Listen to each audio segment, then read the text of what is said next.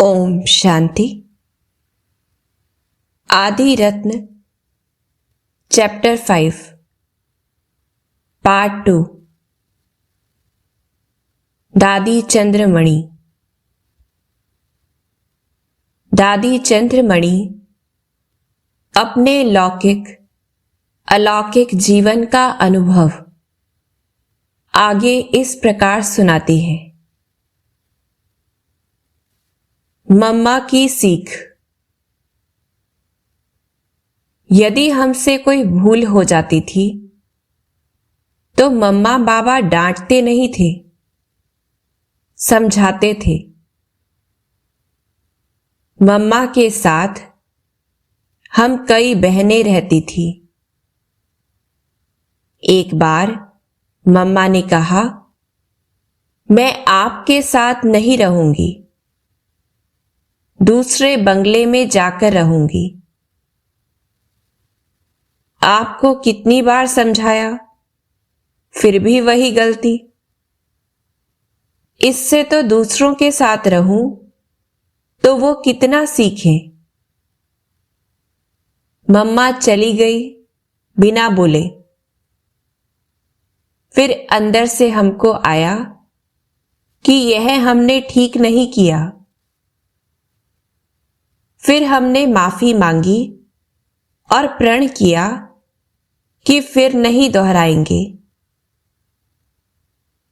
मम्मा फिर हमारे साथ आकर रही। फिर वह गलती कभी नहीं हुई। तो मम्मा ने गुस्सा भी नहीं किया, बस दूसरे बंगले में चली गई। इस तरह हम समझ गए।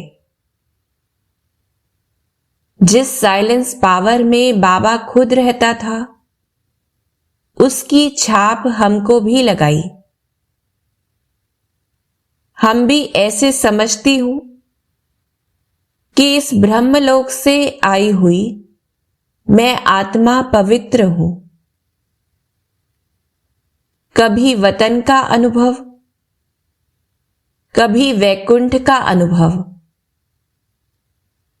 बाबा सैर करवा रहे हैं अलौकिक दुनिया की। इस दुनिया में तो हम निमित्त मात्र सेवा अर्थ रहते हैं। आत्मा साफ हो रही है। एक बार मातेश्वरी ने हमसे पूछा, योग में क्या अनुभव हुआ? हमने कहा, ऐसा अनुभव हुआ कि सामने बैठे बाबा से लाइट और माइट मिल रही है।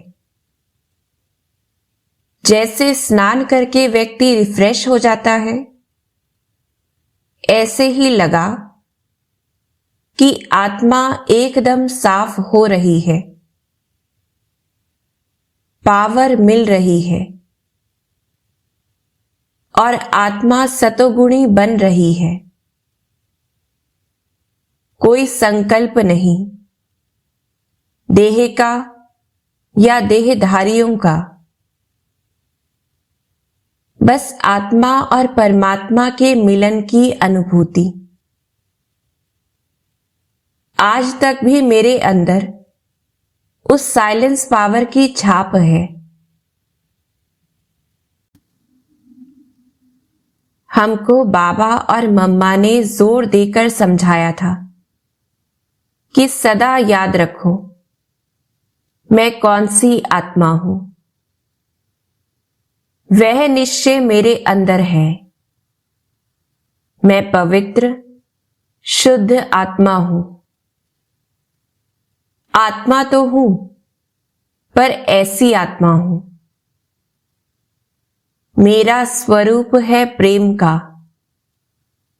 डिवाइन प्रेम का।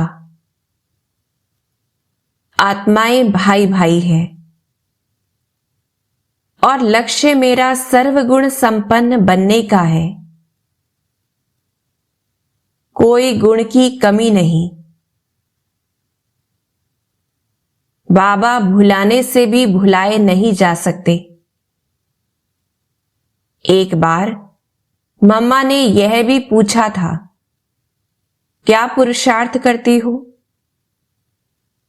उस समय हम छोटी थी, कराची में थी। मैंने कहा, मम्मा, जैसा कर्म मैं करूंगी वैसा और करेंगे। यह मेरी बुद्धि में पक्का हो गया है। हम शुरू से सबके साथ एडजस्ट होकर चले। कभी भाव स्वभाव में समय वेस्ट नहीं गया है।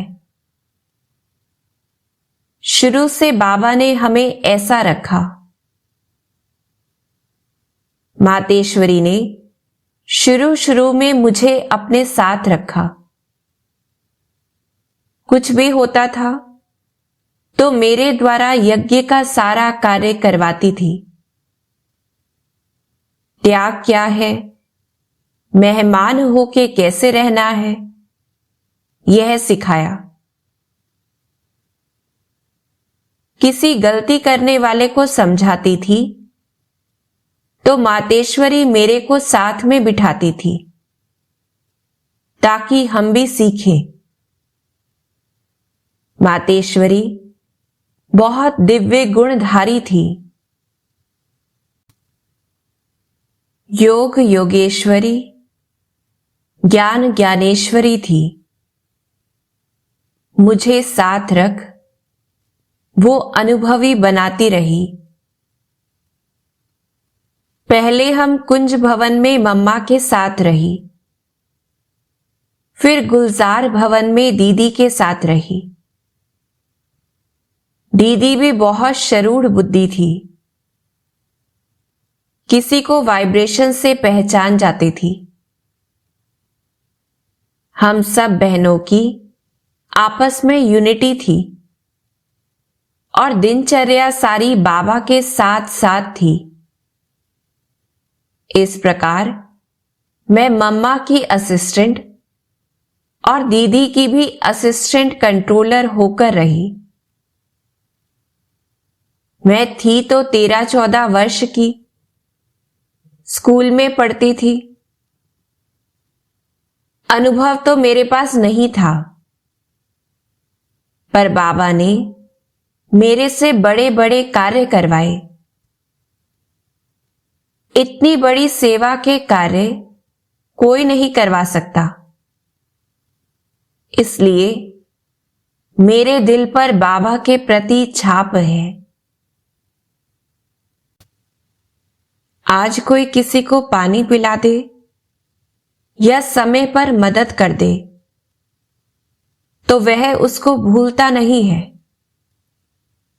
बाबा ने तो हमको कदम कदम पर ऊंचा उठाया है, तो कैसे भूलूं?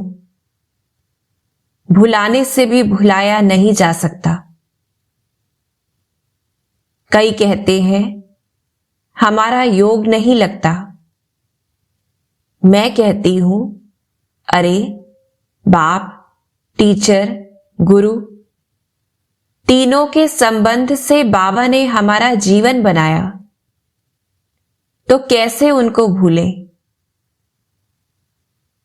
मम्मा को सदा योग युक्त देखा। मम्मा का हर गुण मुझे अच्छा लगता था। बहुत मीठा और धैर्य से बोलती थी। किसी की ऐसी वैसी बात सुनाओ तो सुनती नहीं थी।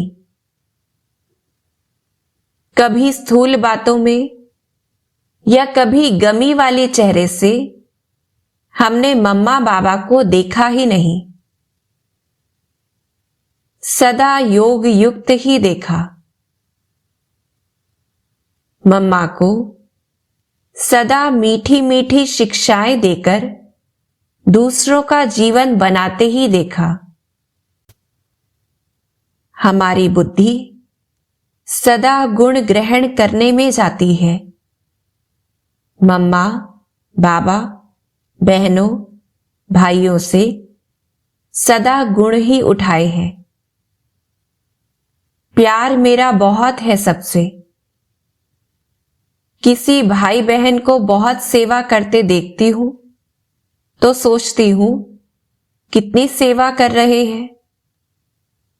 अवगुण में मेरी बुद्धि जाती नहीं है। कोई सुनाता भी है तो किसी का अवगुण मेरे चित्त पर खड़ा नहीं होता, बह जाता है। बुरी बात कोई टाइम कान पर आएगी भी तो पता नहीं कैसे भूल जाती है। सच्चा प्यार मम्मा के प्रति यही है कि हम उन जैसे गुण धारण करें। इसलिए उनके अव्यक्त होने पर हमारी अवस्था पर कोई फर्क नहीं आया। पता ही था शरीर तो छूटना ही है। जब मम्मा ने शरीर छोड़ा, मैं सेवा केंद्र पर थी। मास बाद आई थी। बाबा ने पूछा, बच्ची, आपके माता पिता कौन है? मैंने कहा, मेरे सामने आप जो बैठे हैं, आप ही मेरे माता पिता हैं। मम्मा बहुत सहनशील थी। मम्मा की समझानी सदा बेहद में चलती थी। अनादि सृष्टि के चक्र पर ध्यान रहा सदा। इससे हदें टूट जाती हैं। कुछ भी बातें आने पर मम्मा की स्थिति पर कोई असर नहीं आता था। हमने भी मम्मा से यह गुण सीखा। अमृतसर में विरोध हुआ तो मम्मा ने कैसे धैर्य से सबको शांत कर दिया। वह बहुत सहनशील थी, योगी थी। कर्म इंद्रियों पर पूर्ण कंट्रोल था। छोटी आयु में ही जगत जननी रूप धारण कर लिया। हम पूछते थे, मम्मा, आप क्या चिंतन कर रही हो? तो कहती थी, मैं यहां थोड़े ही हूं, मैं तो वैकुंठ की धरती पर चल रही हूं। इस प्रकार रोज हमको नए नए अनुभव सुनाती थी। बाबा पूछता था, आपको अमूक बात में कितना निश्चय है? हम कहते थे 99%। मम्मा कभी नहीं कहती थी 99%, सब में 100%। मम्मा ने चारों विषयों को बहुत जल्दी कवर किया, इसलिए पावरफुल बन गई। न किसी से उनकी अटैचमेंट थी, न विरोध था। मम्मा अमृतसर में 2 बार आई सेवा अर्थ। रोज बड़ा सत्संग होता था। मम्मा भाषण करती थी, पार्टियों से मिलती थी, भाई बहनों में पावर भरती थी। उनके बोल में बहुत शक्ति थी। पहले पहले हम शाम को 4-5 बजे अच्छे से योग करते थे। बाबा को हमें दोनों बातों में आगे बढ़ाना था, तन की तंदुरुस्ती में भी और मन की तंदुरुस्ती में भी। आपने चित्र देखा होगा, बाबा ने हमको कपड़े भी ऐसे ही पहनाए कि स्त्रीपन का भान खत्म हो जाए। बाबा हमको पैदल ले जाते थे और फिर एक स्थान पर खड़े हो जाते थे। तो मैं सबको ड्रिल कराती थी, क्योंकि मैं लौकिक स्कूल में स्थूल ड्रिल में तथा खेल पाल में भी होशियार थी। अगर कोई हिंदी इंग्लिश नहीं जानते थे तो मैं सबको इकट्ठा पढ़ाती भी थी। बाबा कहते, तुम हनुमान हो। शुरू से बाबा मुझे पावरफुल समझते थे। मैंने कभी ऐसा वैसा नहीं समझा अपने को। बांधेलियों के साथ भी मेरा पाठ था। शील इंद्रा दादी बांधेली थी। उसको चिट्ठी पहुंचाती थी। लौकिक घर तो हैदराबाद में था, वहां आती थी। बाबा कहते थे, तुम हनुमान हो। तुम सीताओं को बाबा की निशानी अर्थात पत्र देती हो। यह भी बाबा का वरदान रहा। जहां भी पांव जाता था सफलता मिलती थी। लौकिक परिवार की सेवा। बाबा ने मुझे लौकिक परिवार के पास सेवा के लिए भेजा। तो मैंने कहा, मेरा कौन सा कर्म बंधन है जो मैं उनकी सेवा करने जाऊं? बाबा मेरे को क्यों भेजता है? बाबा क्यों कहता है, इनको वाणी तुम सुनाओ? मैं नहीं चाहती थी, पर मेरा भविष्य बाबा को बनाना था। मेरा लौकिक में लगाव भी नहीं था, पर बाबा को था कि यह तो अलौकिक बन गई, अब परिवार को भी अलौकिक बनाए। मैंने अपने लौकिक पिता को कहा था, मुझे पत्र लिखकर दो कि मैं अपनी पुत्री को ज्ञान अमृत पीने पिलाने की स्वीकृति देता हूं। साथ साथ यह भी कहा कि शादी के बाद जो देना है वो भी यहां यज्ञ में देकर सफल करो। पिता ने कहा, क्यों मैं आपको दूं? क्यों ना मैं ही समर्पित हो जाऊं? अब देखो, इस बोल से ही कितना बड़ा कार्य हो गया। हमको तो पता नहीं था कि ये कोई समर्पित हो सकते हैं। मैंने तो उनको कहा, आप नहीं समर्पित हो सकते। हमारा तो कोई बाल बच्चा नहीं, संबंधी नहीं, पर आपका तो सब कुछ है। दुकान है, मकान सभी भाइयों के साथ है, इतनी बच्चियां हैं, आप कैसे समर्पित हो सकते हो? मन से हो सकते हो, परंतु जैसे बाकी सभी तन से भी हो जाते हैं, वैसे आप नहीं हो सकते हो।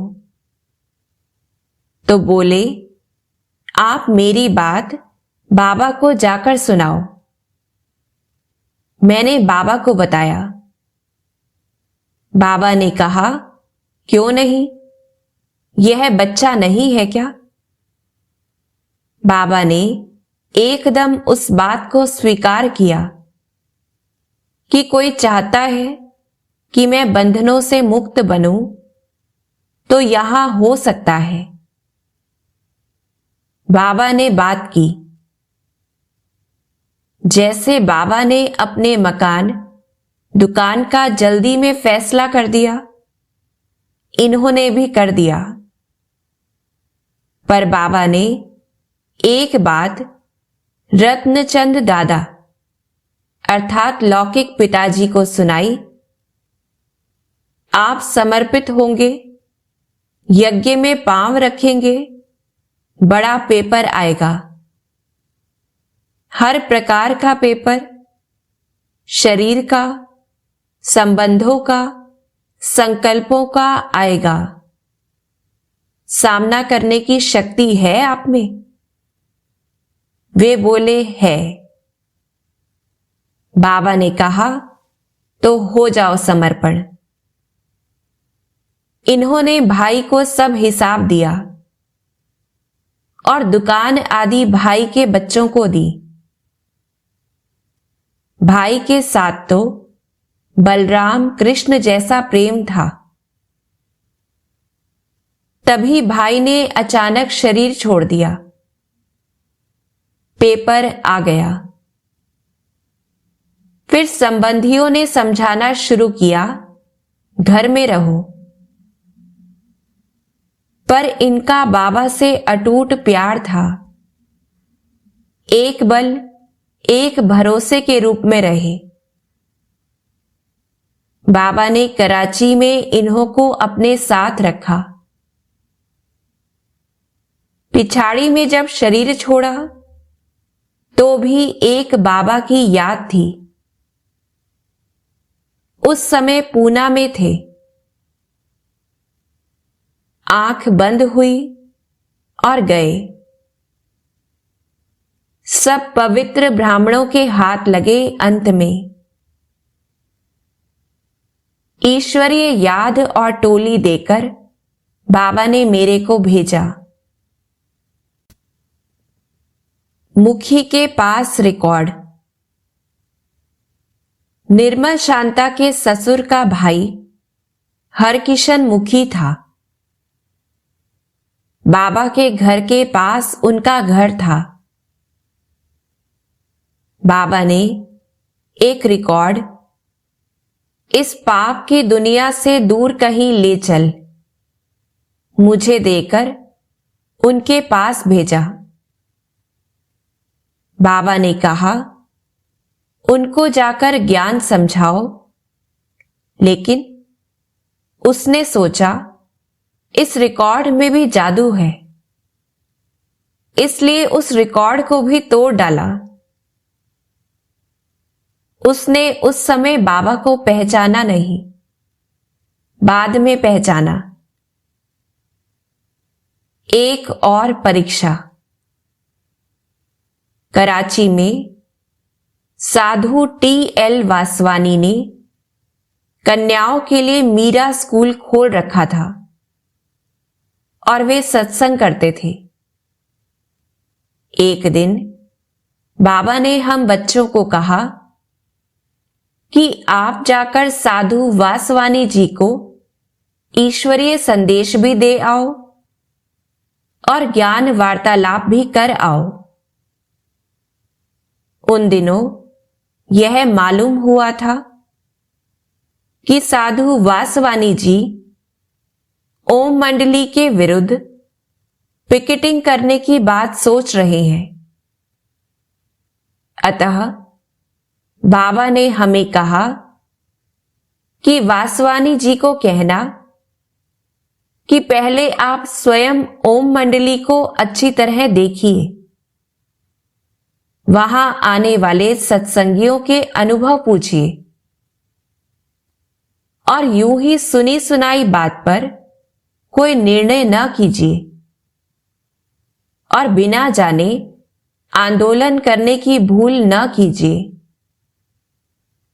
अतः हम कुछ एक बहनें इकट्ठी होकर उनके पास गई और ईश्वरीय संदेश का एक ग्रामोफोन रिकॉर्ड भी साथ ले गई।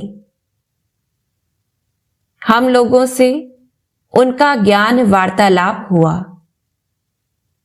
हमने उन्हें अपना अनुभव भी सुनाया और यह भी बताया कि अब परमपिता परमात्मा हमें क्या ज्ञान दे रहे हैं, उसका लक्ष्य क्या है, उससे हमें प्राप्ति क्या हुई है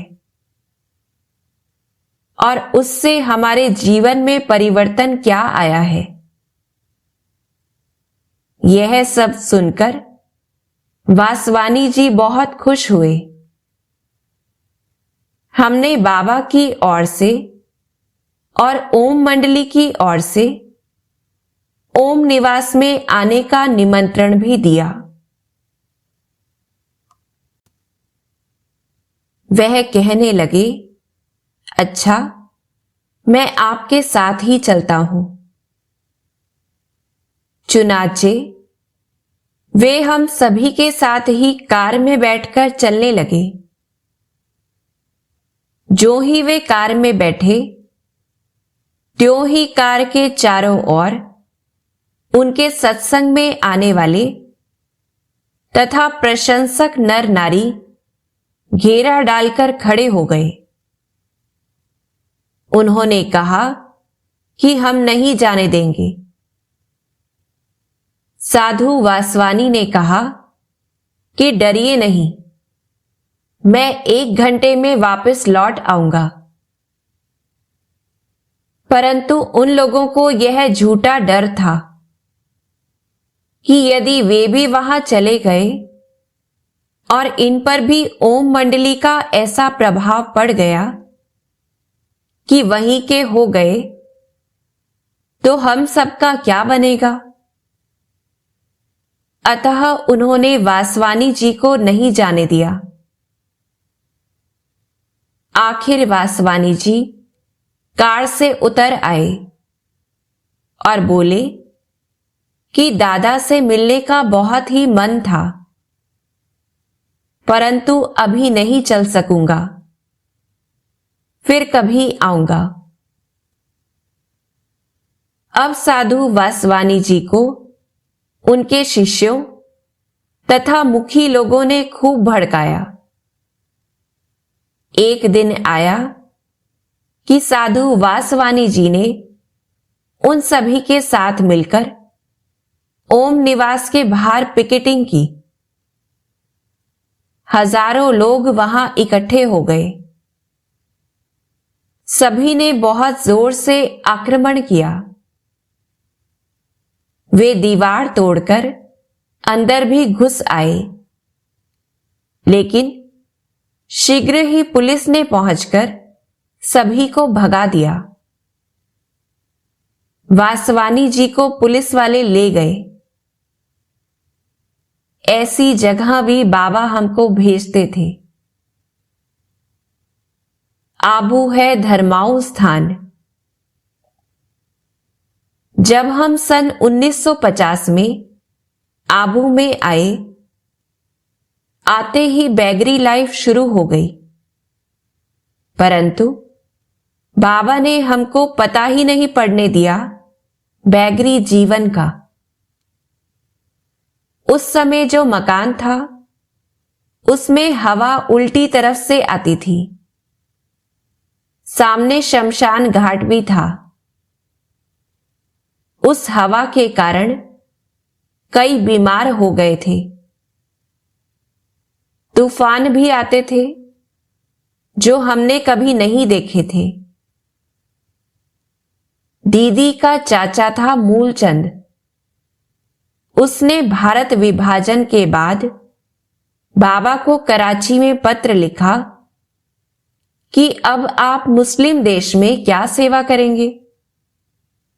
हमारी कन्याएं माताएं मुस्लिम देश में रहकर सेवा नहीं कर सकेंगी। हमको थोड़ा ख्याल है, आप आओ। आप दीदी को भेजो, भले आपके अनुसार वो मकान ढूंढे। आपके आने का खर्चा हम देंगे। 12 मास तक का खर्चा भी करेंगे। दीदी को बुलाया, कई शहर दिखाए। बाबा कहता था, मायावी देश ना हो, एकांत स्थान हो। हम राजयोगी हैं, मुंबई मायावी है। फिर जब बाबा को बताया कि आबू पहाड़ है, न ज्यादा ठंड है, एकांत है, इतने मनुष्य नहीं है, नकी लेक है, धर्माऊ स्थान है, मीट अंडा शराब नहीं है, भक्ति की भूमि है, दिलवाला मंदिर है, तपस्वियों का वाइब्रेशंस है, तो बाबा को पसंद आ गया। फिर भरतपुर की कोठी किराए पर ली। धीरे धीरे बाबा कोठी को हमारे अनुसार ठीक ठाक कराता गया। यहां सर्दी थी, बरसात ज्यादा होती थी, तूफान होते थे। यहां पर चीजें भी नहीं मिली। पोखरान हाउस अर्थात पांडव भवन में आए, तब तक खूब सेवाएं हो गई और छमछम होती गई। सब भरपूर हो गया। बाबा की दृष्टि से तकलीफ समाप्त। जिन्होंने खर्चा देने का वचन दिया था वो मुकर गए। वो सब हमको करना पड़ा, इसलिए थोड़ी आर्थिक तकलीफ आई थी। कराची में हमने कभी डॉक्टरों से दवाई ली नहीं थी। बाबा के घर में ही छोटी मोटी दवाइयों से ठीक हो जाते थे। कभी संदेश पुत्रियों को बाबा बता देते थे कि बीमारी इस रीति से ठीक होगी, ठीक हो जाती थी। कभी किसी की तकलीफ बाबा की दृष्टि से भी ठीक हो जाती थी। पता ही नहीं पड़ा बैगरी लाइफ का। बैगरी लाइफ में हमारी लौकिक माता पिता भी हमारे साथ यज्ञ में थे, क्योंकि वे भी शुरू से समर्पित थे। दोनों के शरीर कमजोर हो गए थे। हमने बाबा को कहा, इन दोनों की तबीयत ठीक नहीं है। डॉक्टर आए तो अच्छा है। बाबा ने मुस्कुराकर कहा, क्यों नहीं, आपका भाई लंदन में है, उसे यह दवाई लिख दो, ले आएगा। हमने लिख दिया। वह दवाई ले आया। फिर उन्हों को साथ लंदन ले गया परवरिश के लिए। बैगरी लाइफ में बाबा सुबह सुबह घुमाने ले जाते थे। फलों से नाश्ता करते थे। कभी कहते थे व्रत रखना है, छोटे बच्चे भले खाएं। अज्ञान काल में व्रत रखते थे। व्रत रखने से शरीर अच्छा हो जाता है। तो हमको पता ही नहीं पड़ा कि बैगरी लाइफ है। बाबा तो कहते थे सब कुछ खुट जाएगा, ओम मंडली नहीं खुटेगी। उस समय सिंध में किसी ने सहयोग नहीं दिया था। वो तो कहते थे देखें कितने दिन तक ये चलेंगे। पर एक बाबा थे जो अचल अडोल रहे। और आज हम देखते हैं कि और सब डाउन डाउन जा रहे हैं, पर बाबा का सब बढ़ रहा है। उस समय के कहे हुए बाबा के कई महावाक्य आज हम प्रैक्टिकल देख रहे हैं। बाबा सदा एक बल एक भरोसे से रहे। छोड़ने वालों ने पुनः संबंध जोड़ा। कई बच्चे जो मन से थोड़े कमजोर थे, वो उस समय किसी कारण से यज्ञ को छोड़कर गए, पर बाद में उन्होंने संबंध जोड़कर रखा और पश्चाताप भी किया कि ये कितने आगे बढ़ गए।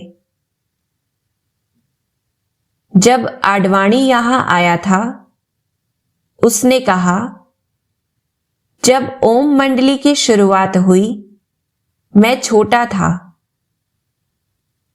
मैंने भी अखबार में बहुत उल्टा लिखा डिससर्विस की। मेरी लिखी अखबारें अमेरिका तक पहुंच गई। हम तो सुनी सुनाई पर थे, अंदर जाकर तो देखा नहीं। आडवाणी ने माफी मांगी और कहा, मैंने अखबार में लिखकर डिससर्विस की थी। अब अपने अखबार में सही तरीके से लिखकर सर्विस भी मैं ही करूंगा। उनका सिंधी अखबार बॉम्बे से निकलता है।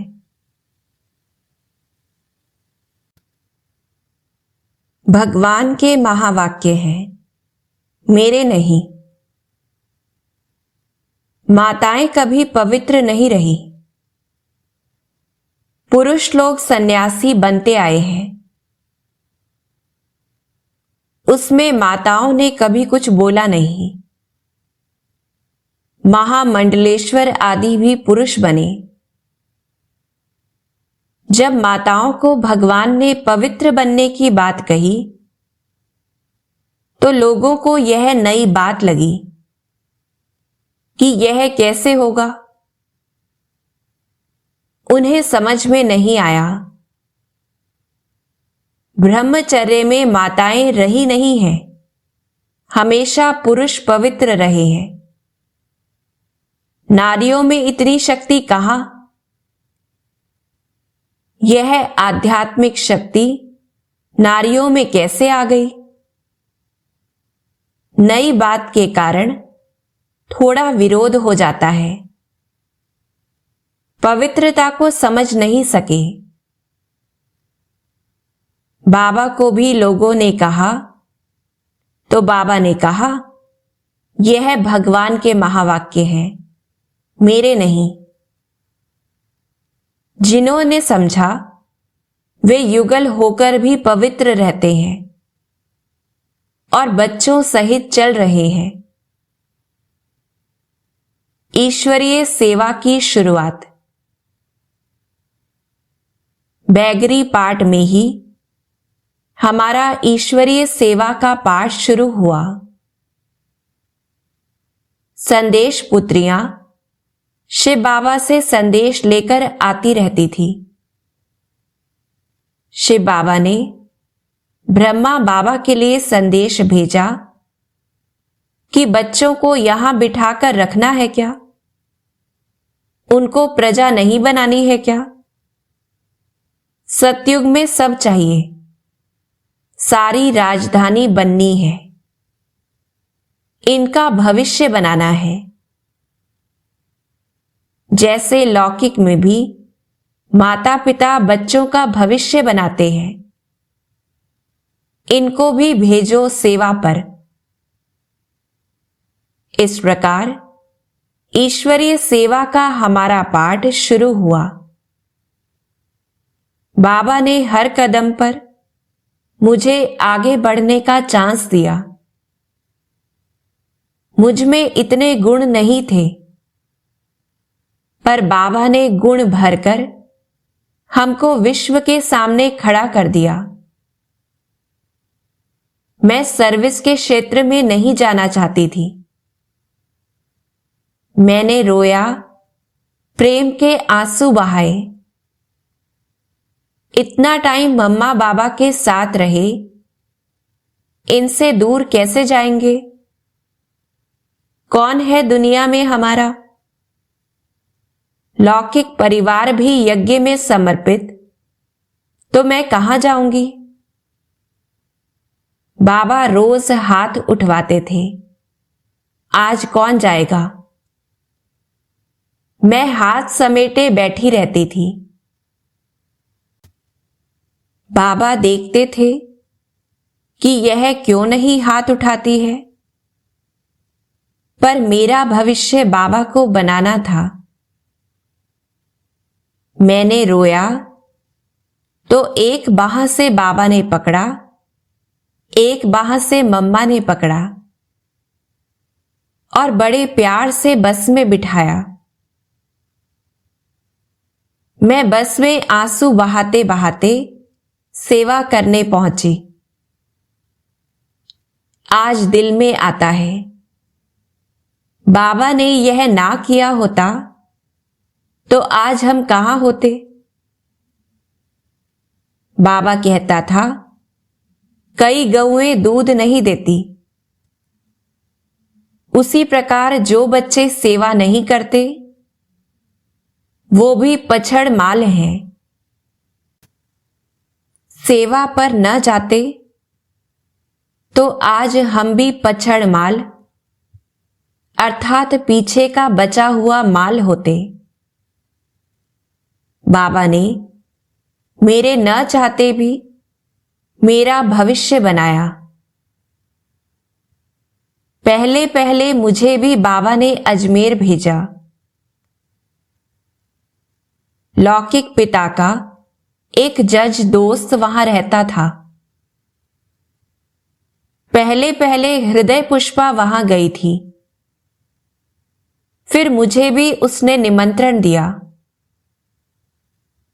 अजमेर में सिंधी भी होते हैं, इसलिए बाबा ने वहां भेजा। वहां सेवा की।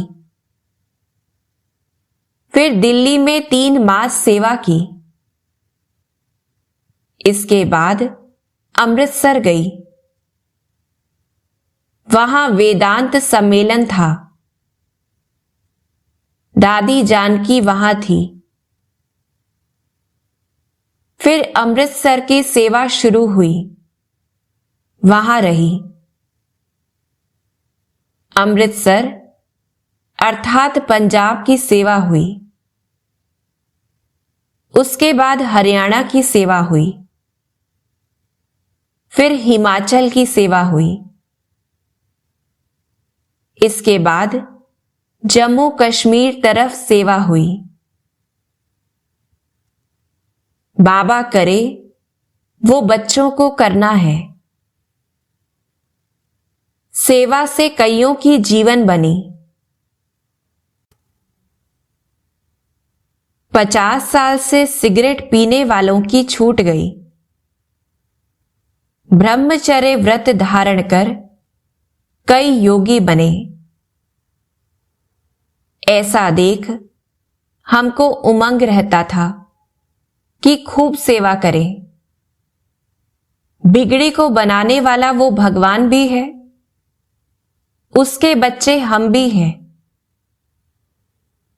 जो कार्य बाबा करे वो ही हम बच्चों को करना है।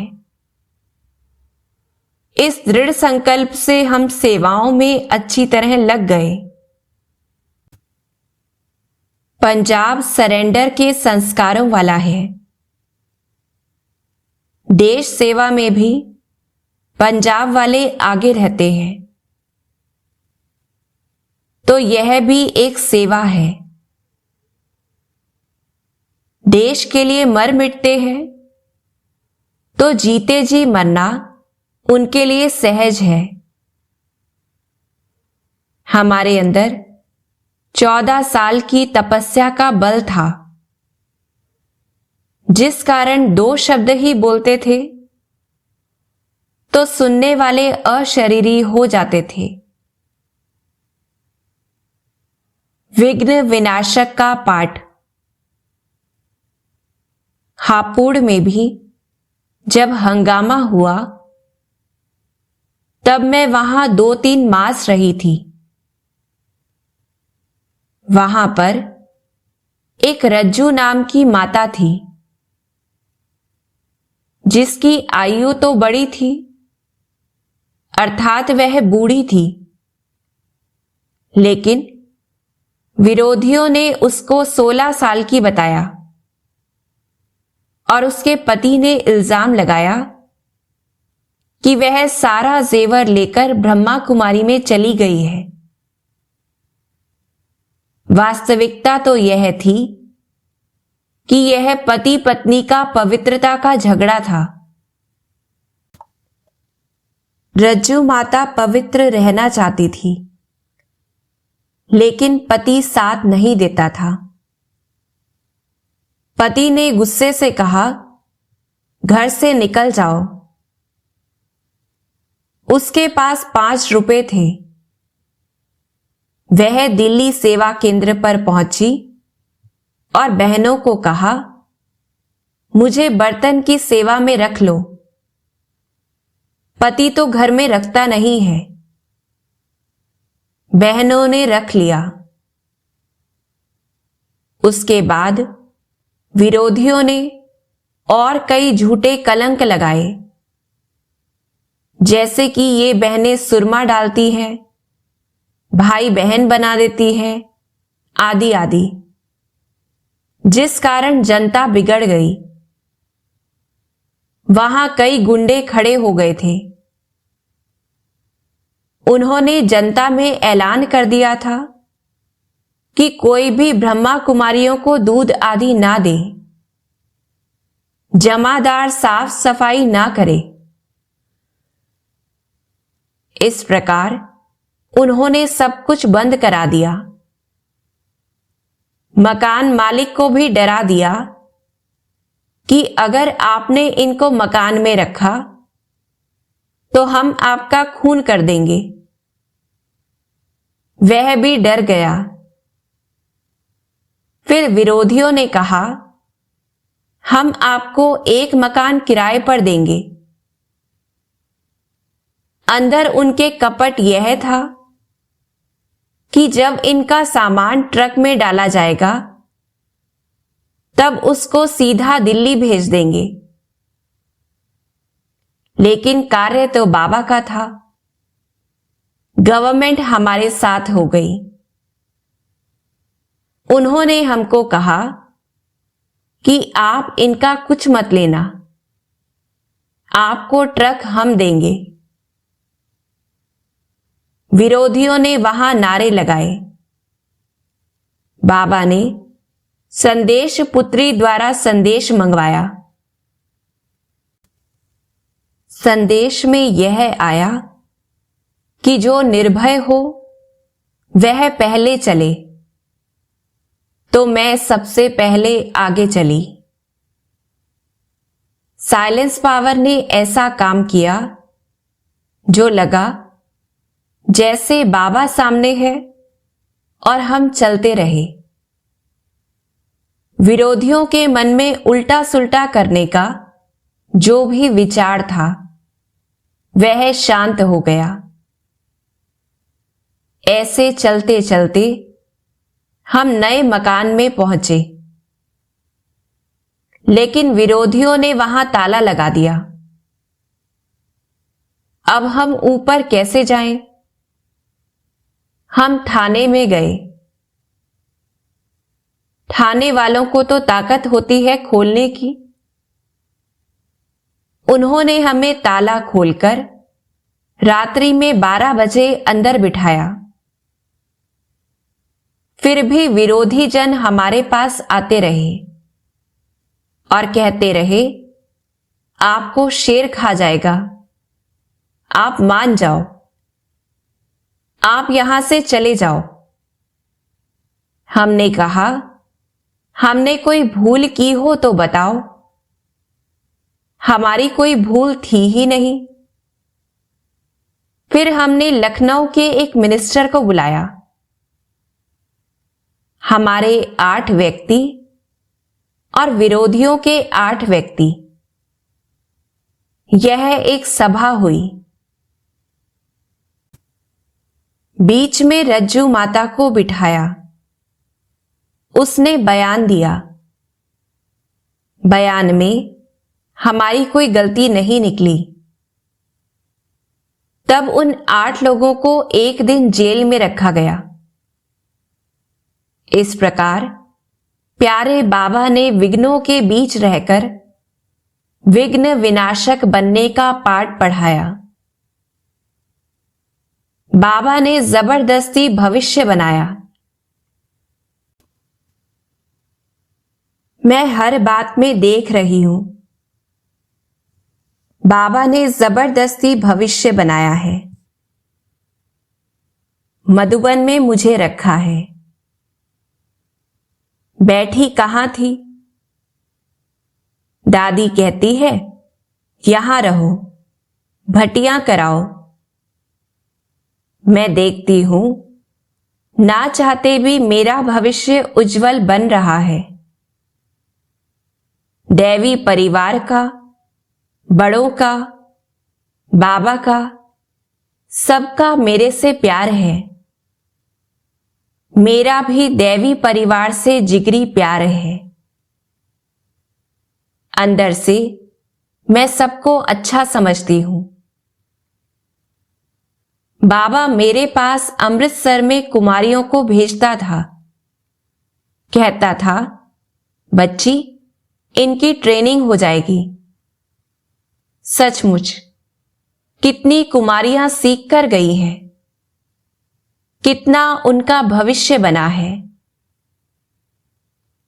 एक एक कुमारी को देखो, नेपाल की राज, चंडीगढ़ की अचल, देहरादून की प्रेम, क्या क्या सभी ने सेंटर संभाले। मैंने उन पर क्या मेहनत की है, उनके साथ रही। जीवन से सूक्ष्म बल उनको मिला। संग के रंग का कितना अच्छा असर है। हमने सदा सभी की महिमा ही की है, इसलिए उनके दिल में रिगार्ड है। मेरा पेपर भी आया, मेरे को गांव में भेजा। निमंत्रण दादी निर्मल शांता को था। अचल बहन उस गांव में रहती थी। क्या था वो गांव? मिट्टी का था। एक छोटे से कमरे में 3 साल रही। न बाथरूम, न लैट्रिन, भंडारे में स्नान करो, पानी नहीं था। पर मेरे को ऐसा कुछ लगा नहीं, क्योंकि सेवा बहुत थी। सारा गांव मेरे पीछे था। मम्मा आई, 800 गांव वाले हार उठाए खड़े थे। बाबा भी उस गांव में आए। सेवा के लिए कभी ना नहीं। मैं जिसको देखती थी, ध्यान में चला जाता था। अचल बहन सामने बैठी, उसे वैष्णो देवी का साक्षात्कार हो गया। हम तो साधारण हैं, परंतु अंदर क्या बाबा ने भरा है, यह मैं सर्विस में देखती गई हूं। निराकार, साकार, दैवी परिवार, सबने मेरे को आगे रखा है।